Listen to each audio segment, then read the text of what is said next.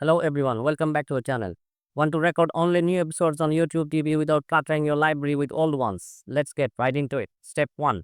First, if you're watching a show live, like The Big Bang Theory, press down on your remote and find the plus button. Clicking this will add a show to your library. But here's the watch, YouTube records an every year episode, not just the new ones. Step 2. Want to record only upcoming episodes? Navigate to the live guide, find the show you want to record. Say an episode of Sinfield airing 5 p.m. and click Add to Library.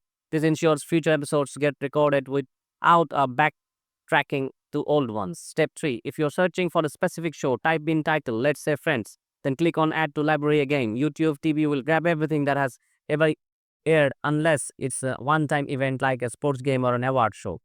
Step 4. To access what you have recorded, go to the library from the top menu. Here all saved shows will appear including series you have added.